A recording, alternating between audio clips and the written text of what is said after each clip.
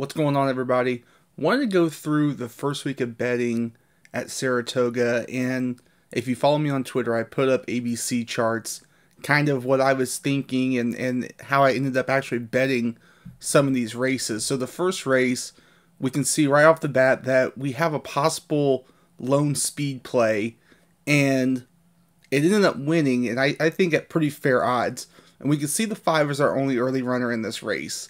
And the question you have to ask is, can she win going gate to wire? And when you look at the last race, obviously, yes, she can. And more importantly, we see her other wins 3 back and 5 back, where she came from second and third place to win. She's in form and a legit favorite from the early looks of it. Now you see the 47.5, 112.1 punched up in here, and we're going to go through and look at the other contenders and how they stack up. When we go through the pressers, we see that the one virtual reality is going to be a serious contender here, but I wanted to take a stand against her for a few reasons. First, I like fading horses coming off maiden wins. Those maiden races, they're not as taxing and hard to win. Second, she's stretching out to 2 turns for the first time today. And lastly, remember how I said the race isn't as hard at the maiden ranks. And if you look down here, look at how the computer ranks her turn time. And when we come down, we see that she's ranked 5th out of 5 contenders. So from the first call to the second call, that part of the race, that's where the race really heats up. And if she's 5th best, expect to see her overwork to stay engaged, which means she's probably going to fade, or she just flat out gets beat here and staggers home out of the turn. So as far as winning, I wanted to pass on the one. You know, I think when you look at her from a win contention, I think she's an easy play against. Now, when you look at the exacta, putting her in the place spot, all the reasons I just listed are perfect reasons to have her keyed in that second spot. But for right now, we're talking about win contention. The 2, Mia Be a Star, the last race makes her a possibility in here. We can see both wins come from the mile distance, but I think that a grinder like her, she's really going to like this 9 furlongs. She's just a touch behind this level, but 10-1 in the short field is what was enticing here. And I think she'd also would be a possibility in the exacta if you wanted to do that as well, because when you look in the top right corner, we see 11 places to her 5 wins. The 4 was a pretty quick toss on the fact that she's getting absolutely dusted in these races. You can say she's in form, but look at the margins. She's in a 4, 2, 5, and 6 horse field. You know, getting beat by that much isn't going to cut it in here. The 6, Sabre Tough, this is another horse I look to play against all the time. Her lone win came sprinting in her career debut, and other than that, what has she done? A few finishes in the money, and that's it. So why is she continuing to route if her best work has come sprinting? You know, her form's way off. At 3-1, a horse that we can use to our benefit is dead money in this race, where she's just going to sit far back and try to come home. And then if you look at her last race at Ellis, I mean, the fractions were just absolutely crawling. And if she's not going to win a mile race against that, she's going to continue to perform like this. 3-1, easy play against in here, I felt, for everybody. The 7, Ocean Gateway, we see the fractions that she needs to win. 49 seconds to the first, 114 3/5 to the second. We're looking at 47 3/5 and 112 to the second call. That's seconds faster. Not going to be a winning pace for her, and another pretty easy toss in here. So we're left with the 5, Bustin' Bay, and the 2, Mia Be a Star, as the 2 horses that we feel can win. 8-5, 11-1 as we approach the gate. I locked this race up with the 2 horse bet. I think it was as easy as that. 80% of the bet on Bustin' Bay, 20% on Mia Be a Star. I do think the argument could be made to go exacta in here. 5 Bustin' Bay over the 1 virtual reality and the 2 Mia Be a Star. I didn't because I wanted a little bit more than the 7-1 that the virtual reality combination was paying to come in second. Yeah, I felt going with the win bets was best because they were the only 2 horses I felt that had a shot in this race. Plus, I was tossing roughly 57-58% of the win pool between the 2 horses that I don't think can win, and that being the 1 virtual reality and the 6 saber tough. The 2 horses that I had selected, I felt they probably had a better than 50% chance to win the race. So the edge is on my side in this, since I'm saying the public's wrong on the 1 and 6. There's no way they should be 2-1 and 3-1. I'd say their prices should be probably tripled if we're being fair. So remember, betting 2 horses to win is saying either of them has a chance to win. And that's the advantage in it.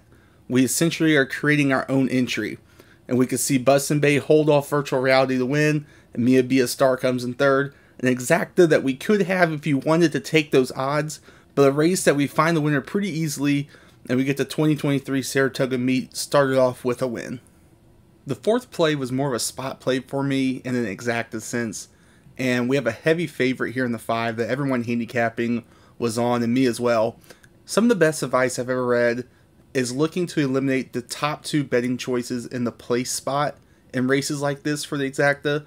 So I still want to find reasons to toss them before blindly betting against them. But when we look at them, starting with the 4 Star Divine, trying to route again, and with the scratch of the 1 should be the controlling speed. I've set the pace line in here for the 1 that's scratched, but I do feel it's something that the 4 can still set in this race.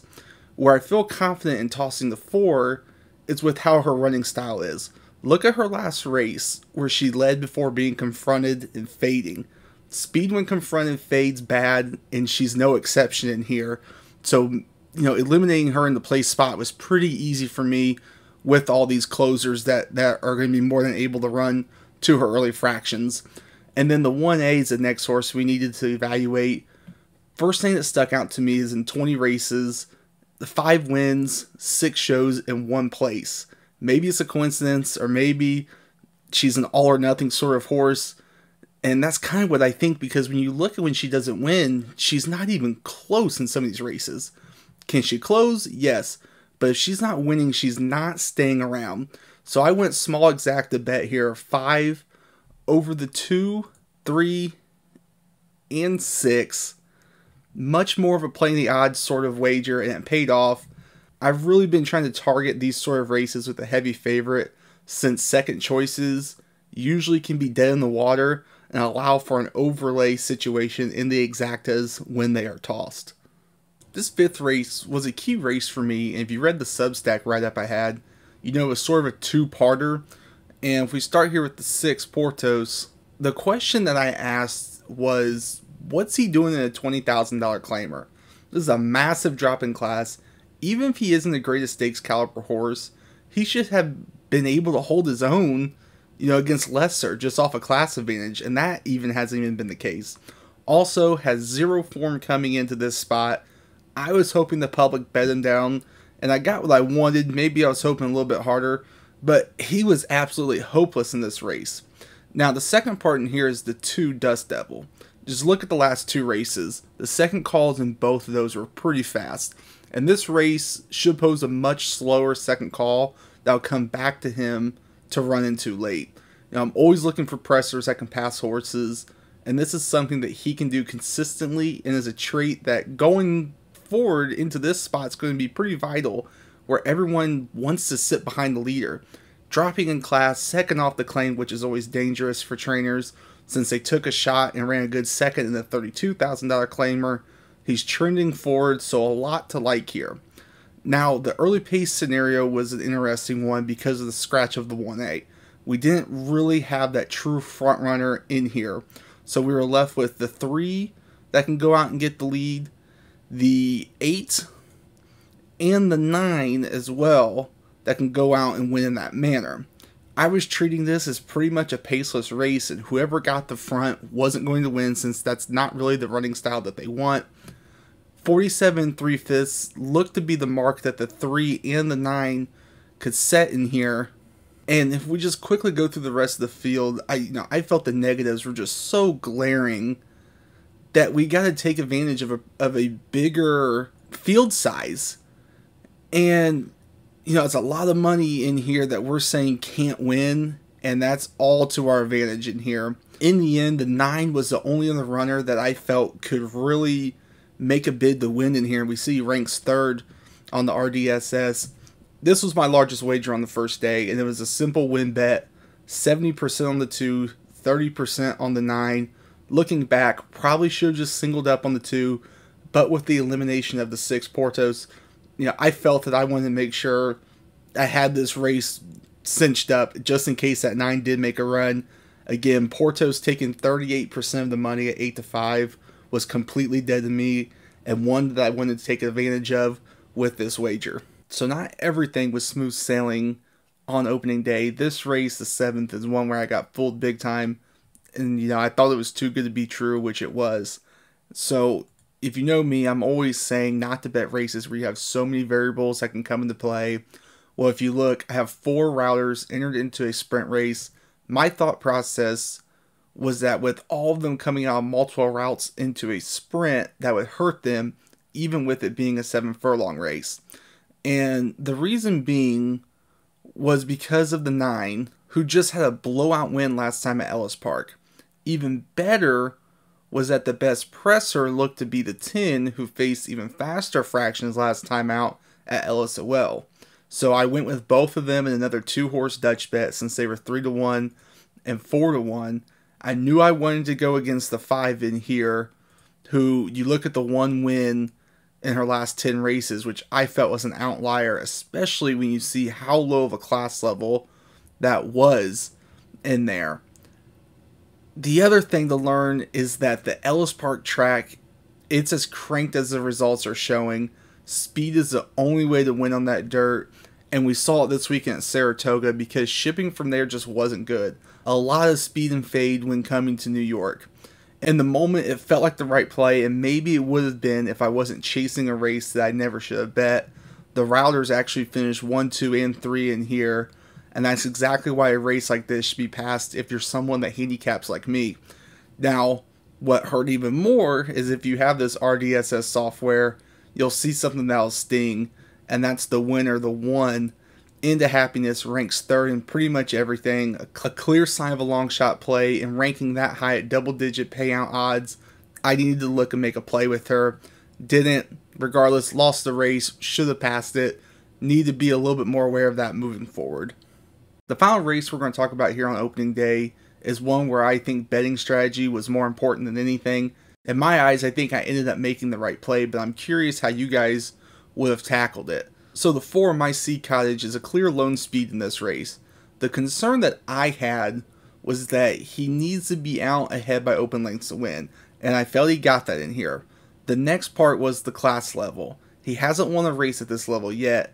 He's been stuck around this level trying to win. Now the last 3 races are good and all, but I have a concern with him getting nailed at the wire.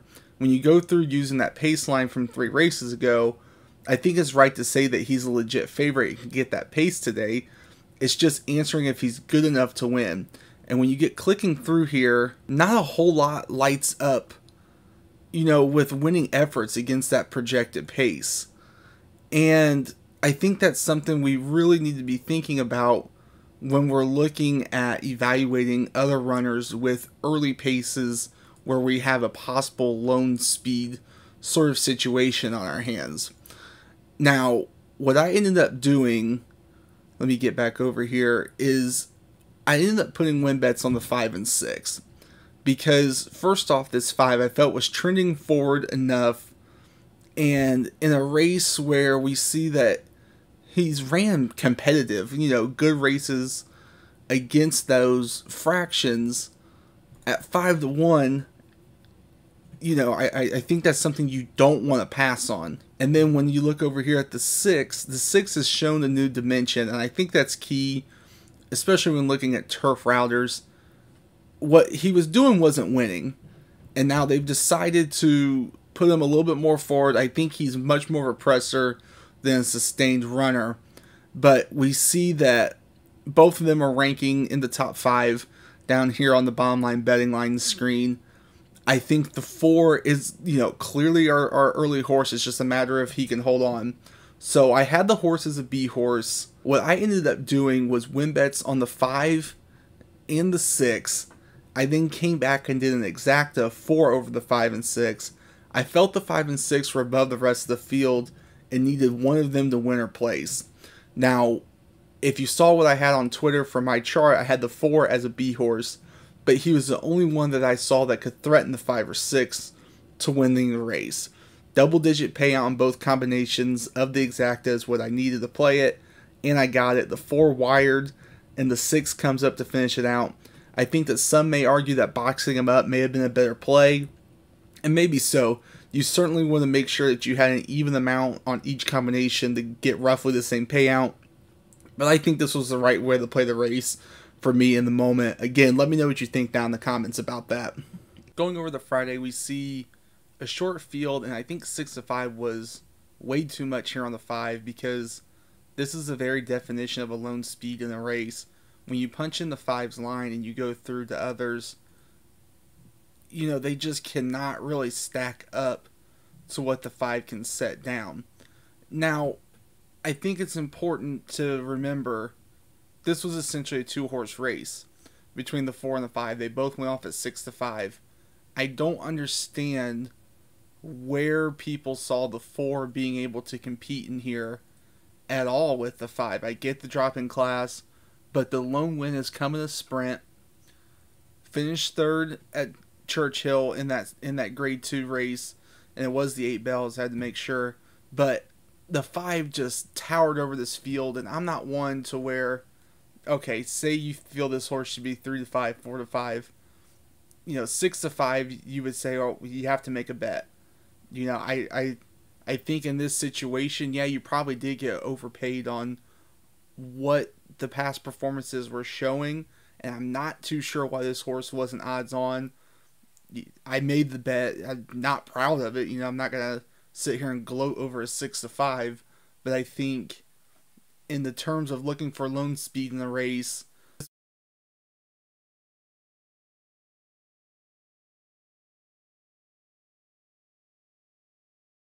I just felt, this was a pretty easy call to make in a race where not a whole lot was going to happen for a lot of us on Friday with all the chaos that was going to come, and 6 to 5, I took it. Pretty easy call to make in that race. Moving on later in the day, the 8th, this was a race that stung because it was a play that was pretty easy to see, I think, and we just got nailed at the wire, and that's how it goes sometimes. There's no doubt that the 3 is a controlling speed and the one to catch in here. Now, not the fastest of times, but has fought at the first call before to carry on the win. We know there's going to be some pressure when we look at some of the other pressers that can certainly get the same pace early, and we see the 4 can get there. The 5 is more of a pressuring early horse. We see all the seconds by a head, and then the 9 also wants to press. So when you go through here, you see the 3 is going to get the early lead. I wanted to like the 7 here, Ram, but when we go back and look at the other Ellis shippers, we see that, they just aren't competing. And I thought maybe the switch to the new surface would help, but still opted to fade. And it ended up being a good thing because he didn't run at all. I ended up betting the 3 to win. And then going through, I just couldn't discount the 9's last 4 races. Had 1 on the pace, had 1 pressing the pace, and had 1 off the pace. All faster than what we were going to see in this race. So I threw the 9 in there as well with the 3 on win bets. Ended up not mattering because the 1, think about it, came flying late to get our early runner at the wire. And look, it happens. For sure stings, especially when we go back and look at why I decided to toss him. And I don't see where this horse's form is at all. Staying in the claiming ranks, shows up today to run huge. I can't really explain it and don't want to dwell on it too much either. I think going back and looking and trying to find a reason as to why a horse like this wins is going to cloud your judgment going forward, because you're always going to be second guessing yourself. It's racing, it's how it goes. He was 20 to 1 the morning line. You see down there, I have him as a secondary contender. He ranks well, but the way I like to play is 20 to 1 shots. I don't really want to look at all that much because, again, where's the form? There's no form. There's a reason why he was 20 to 1. Just didn't work out in our favor. The 3 I thought was going to hang on, but didn't. But another play where I think we made the right call. It just didn't end in our favor in the end. Moving forward to Saturday, from the first looks of it in this second race, we see that the 1, the 3, the 4, and the 5 all want to get out to the front. The 1 and 4 can match 22 and 3/5, and the 3 can run right up on the pace, but at slower times. And then you see the 5 is coming off a maiden win for 40,000, setting much slower fractions. When you look, he's out ahead by open lengths in that win. So we have 4 early runners that want to get out to the front. To me, the way I looked at this race was a pace collapse, at least for the win slot. So using the 1's line of his last race, I went through the off the pace runners to see who can benefit from these fractions. Now, even though the 2 is 1 for 11 lifetime, I'm handicapping the race to fall apart. You have to like that he's shown the ability to pass runners in his last 2 races. The sloppy line from 2 back is probably what drew a lot of people to him, and for good reason. It was a career top. His next race out, he regresses a little bit, but shows a good race. You would think this next race in here today, he should be right back in it, and in a pace scenario that favors him. The 6 is someone I didn't like, and not just because of how he fell in the computer rankings of not being in the top 5, but look at his lone win. $30,000 claimer, jumps up to $50,000 after the win and loses. At Ellis Park, which hasn't been good, and now is in a similar race again. Pace-wise, he's going to fit, but he just isn't better than the 2. And lastly, the 7 was someone that was making a logical jump off the claim, and his race 2 back made him a threat, I felt, with that move from 5th to 4th, while holding beaten lanes, and then the 2nd in the stretch before fading. Again, pace-wise, I like what he has going for him, even with the step up, and that's kind of how you're going to have to find prices in races like this, and that's what I went with. And it's no secret, I was well off on this race as the leaders just blew out early, and the 5 showed a new dimension in here by coming from just off the leaders to win. Betting the 2 and 7 weren't the way to go at all, and they were just way off and never got involved going against those fractions. And it's hard to account for the 5 because we haven't seen any success from him winning in the way he did. In the end, it was taking a shot on a pace scenario that just didn't develop the way I saw it coming. Moving to the 3rd race on Saturday, this is a race that made the weekend what it was for myself and anyone that followed what I put up on Twitter picks-wise. I know I've said it before, I'm really against maiden races, but there were plenty in here that I wanted to toss, so taking a risk in here, was worth it and it ended up paying off pretty good for us. The 5 is going to be our early runner, and she's the only one that will go out early. From there, we have to think like we would with any other race. The pace shouldn't be too fast early for this horse. So when we punch in the lines from that debut race, we can see how everyone else stacks up in here. We have to give some leeway because we're not expecting to see that fast of fractions in here today. And, I think it's no different to me, dirt or turf. There's no one else that's going to go early, and the 5 isn't going to be pressured as much to put down as hard or as fast of, early fractions in here. I know I say that, a good amount of times, but I'm not going to argue with what the computer's telling me. A computer doesn't have an ego. It doesn't put outside influence in the readings. So if you're familiar with this software, this RDSS software, there's a method called the 4-factor method. And we want to look at what horses have a top 3 in the VDC, CSR, PL, and the BPP, which the last 2 are Brisnet rankings. And that would key us in on the 5, 7, and 10. So we know the 5 is going to be our early pace setter. When we go in here and look at the 7, we see a faster pace, made positional moves, has 4 rankings in here, certainly one to contend with. When we go over to the 10, you can see, hasn't faced fast fractions, but stays up near the lead. And again, we have to remember, we're not expecting to see this 48 seconds to the first call. We're expecting to see slower, and we did in the race, which ended up aiding this 10 and winning. But I ended up going win bets in the 7 and 10 since they were the longer odds of the 3 of these horses. 6-1 and 23-1. That was all I was seeing, and that's all that mattered to me. And I did play doubles into the next race with In Italian, which it did end up losing in the Diana, so that hurt. But to me, what's more important is realizing when you should take a shot like this. The 5's a 5-2 favorite, which is giving us massive overlays on everyone else. Being able to eliminate, almost, I would say, half the field, over half the field, and many at shorter odds is what made this worth the risk to me. Now, if we lose, obviously we don't think of it that way, but when you win, you realize that's why you keep playing in this manner, looking for the odds, looking for the overlays, and letting the tote board kind of dictate when you take shots like this.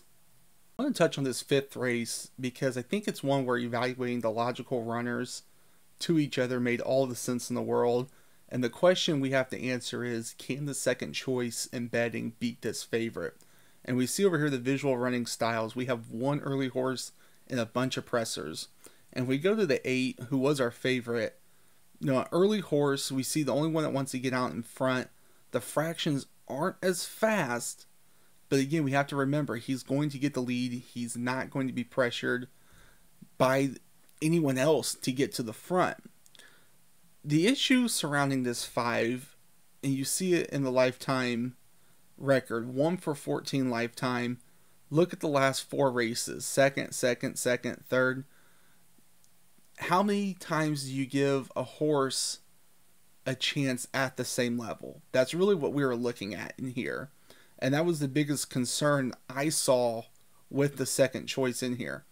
Now, he's ran against the fractions and faster in the past, but has never won. So that was the deciding factor to me to going with this 8 in here on top, because we can eliminate that second choice in the betting.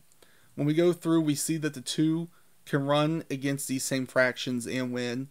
And I did include the 2 in here in a 2-horse bet. Not huge odds, but we were getting more than 50% return on that 2-horse Dutch win bet. And, this isn't one where, you're going to be showing the ticket to everybody, but it's going to move your bankroll forward because you had 2 very logical runners in here, and you were eliminating the second choice in the betting.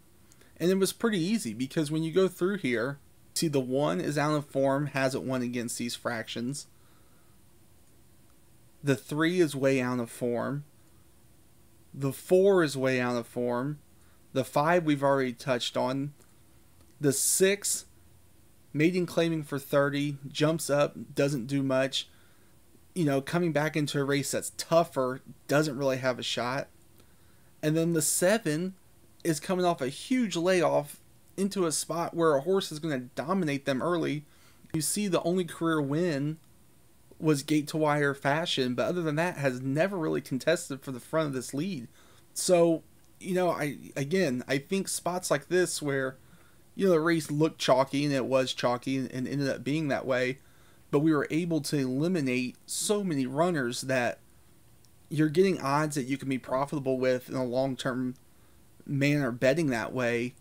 I think you take it and you move on. That's exactly what I did in this spot. Moving forward in the week 2, I think a few things to take away. Form's holding. We're not seeing a lot of crazy results outside of the 1 race that we lost. 2, the Ellis Park shippers have been abysmal. So, really make sure you're getting a price before you back any of those runners in the dirt as far as I'm concerned. And 3, keep picking your spots because, like I said, these races are holding the form. Sometimes you're going to have to eat, a favorite in there, whether it be in a single race wager or in a multi-race wager. They're winning. This isn't a meet where you show up and you're like, all right, who's the favorite? Circle it, toss. I think the way you see how these races are playing out, the favorites are usually pretty logical, pretty easy to handicap, but let's keep gunning after those ones that have clear defects to really look to make our scores.